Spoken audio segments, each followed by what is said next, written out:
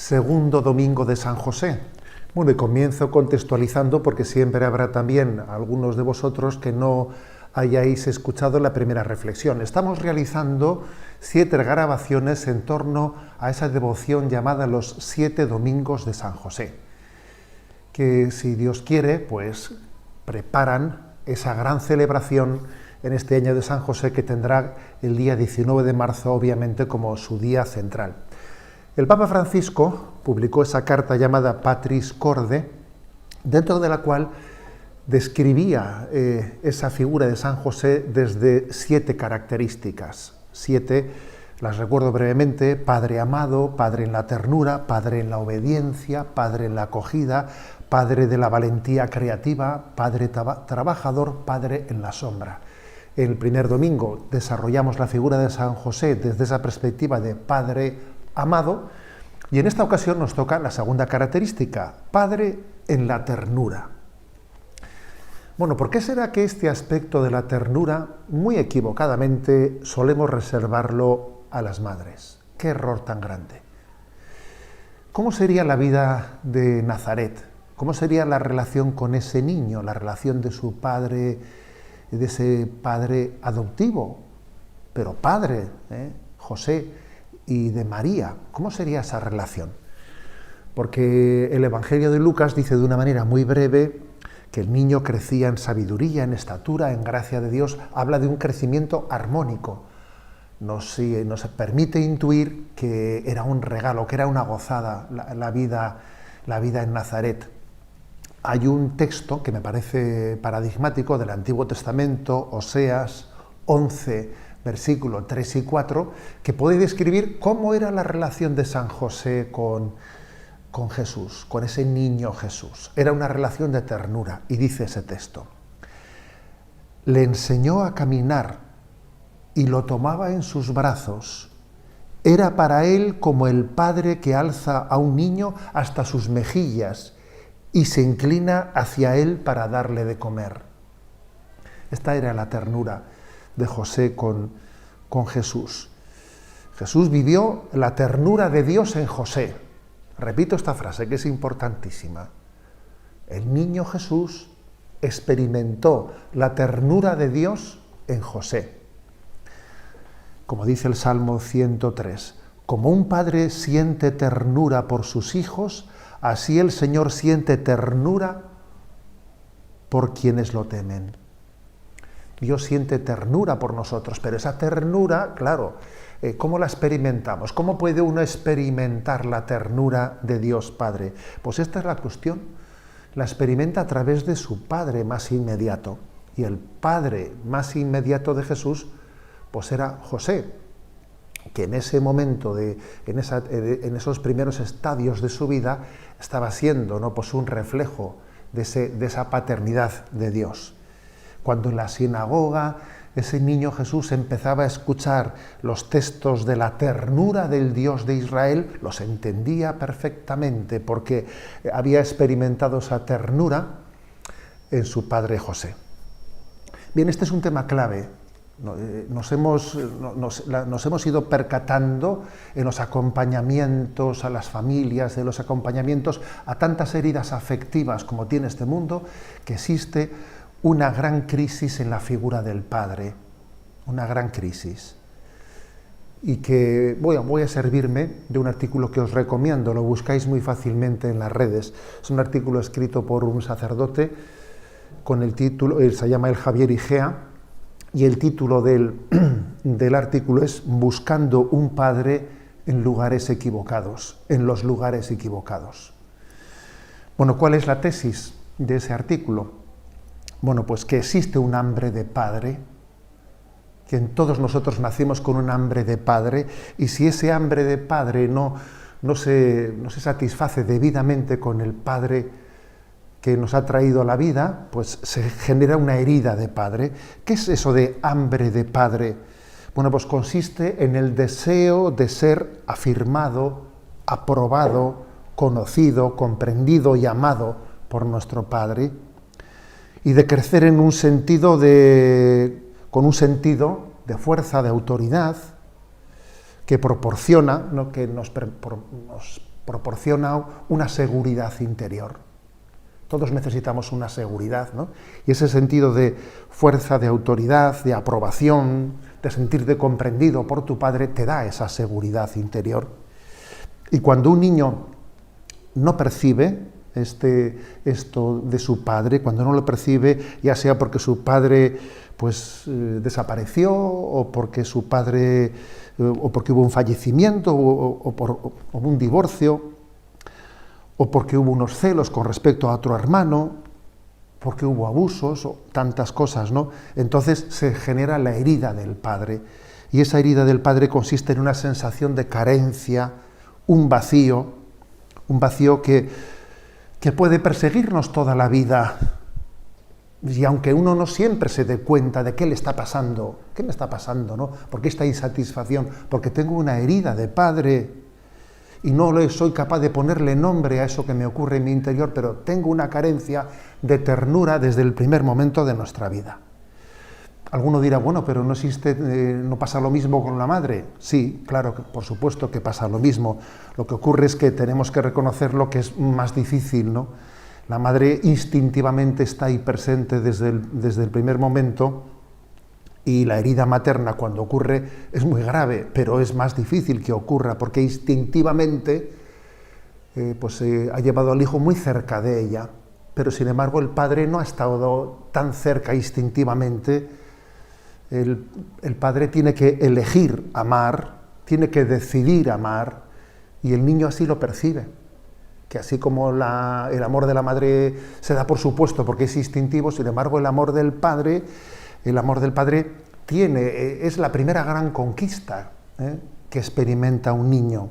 Nos valida, nos afirma profundamente y es necesario para nuestra afirmación. Todos lo necesitamos, pero quizás los niños más que las niñas, fijaros bien, los niños todavía necesitan esa referencia paterna con mayor fuerza que las niñas. ¿Por qué digo esto? Bueno, pues porque para un niño esa ternura del padre le ayuda hasta para la propia identificación con su propia identidad masculina, con su propia identidad sexual. Cuando los hombres crecen sin la afirmación de un padre, terminan buscándolo de otras formas. Sin darse cuenta están buscando ese padre, esa carencia de padre de muchas formas. En ese artículo se cuenta algo que a mí me ha conmovido escucharlo, ¿no? Porque es obvio. Una religiosa en una cárcel de Perú, bueno, pues llega el día de la madre, y entonces prepara, ¿no?, unas tarjetas para poder repartir entre los presos para que ellos escriban a sus madres, y bueno, pues cuenta cómo se quedó corta porque no le llegaban con todas las tarjetas de felicitación para el Día de la Madre, ¿no?, que había preparado. Pero cuando llegó el Día del Padre y llevó tarjetas para felicitar para el Día del Padre, no tuvo ninguna demanda. Aquellos presos no sentían la necesidad de felicitar a su padre, tenían una herida, una gran carencia, ¿no?, de ternura paterna. Y es obvio, ¿no?, que a veces esa carencia se intenta suplir de maneras pues destructivas, haciendo una afirmación de hombría totalmente equívoca, y otras veces, pues he dicho de manera incluso hasta delictiva, ¿no?, pero otras veces uno quiere pues esa carencia paterna que tuvo, demostrarla en su valía, en su aptitud, en sus conquistas, en su riqueza, y está también de otra manera, en teoría menos destructiva, pero está también intentando de alguna manera llamar la atención. Es como si se volviese a estar repitiendo esa escena que hemos vivido cuando éramos pequeñitos, ¿no?, cuando en cierto sentido decíamos, papá, mírame, mira lo que soy capaz de hacer, mírame.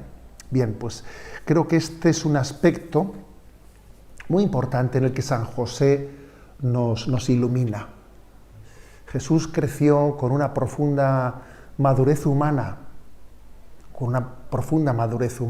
por haber recibido la ternura de su padre, la ternura de su madre, por haber visto a dos padres que se amaban profundamente.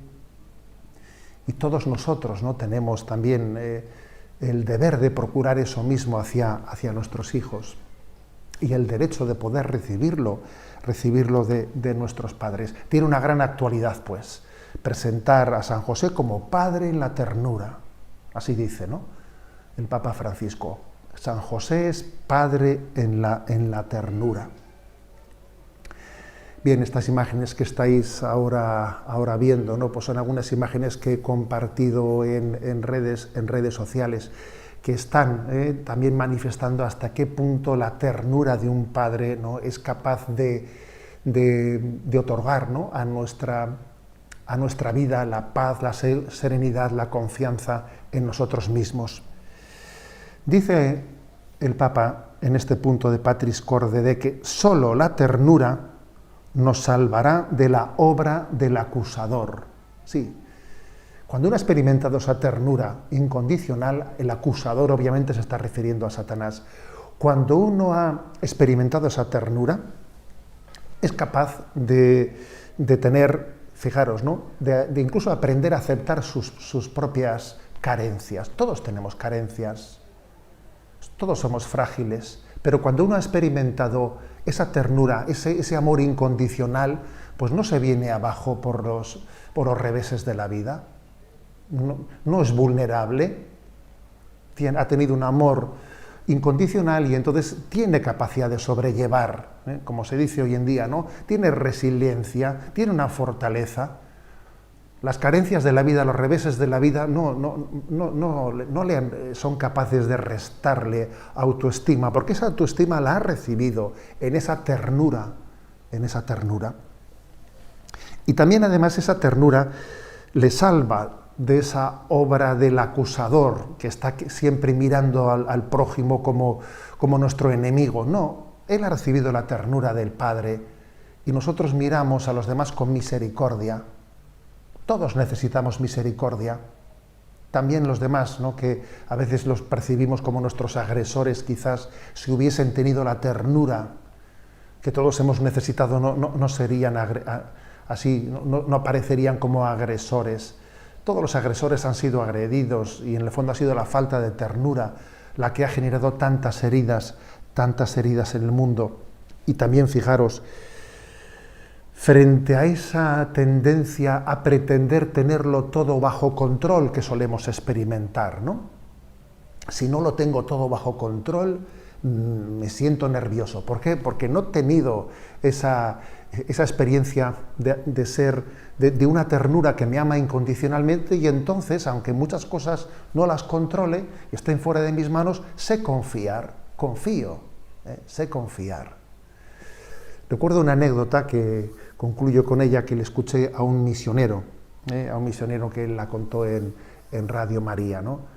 Pues contaba él la experiencia de que viniendo de África, en el avión, pues se produjo, pues en un momento determinado habían servido las bandejas de la comida y en ese momento se produjeron unas turbulencias muy fuertes, más fuertes que lo habitual, y había un niño que viajaba él solito en la parte de delante del avión y un niño pues que en ese momento de las turbulencias, cuando las bandejas salieron por el aire, pues cuando dieron aviso, estén tranquilos, no pasa nada, que nadie recoja las bandejas, ya se recogerán posteriormente.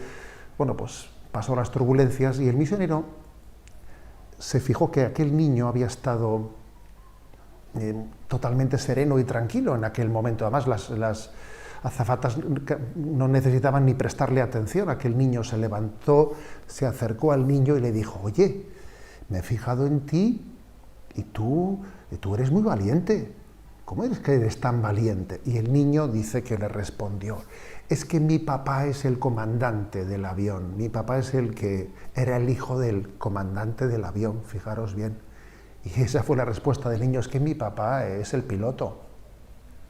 Bueno, yo creo que esto es esa es la paz interior, la confianza interior que nos da el haber recibido una ternura, el sabernos amados incondicionalmente. En nuestra vida pueden ocurrir muchas cosas que de hecho seguro que están ocurriendo y no habrá nadie entre los que estén viendo esta grabación que no tenga problemas.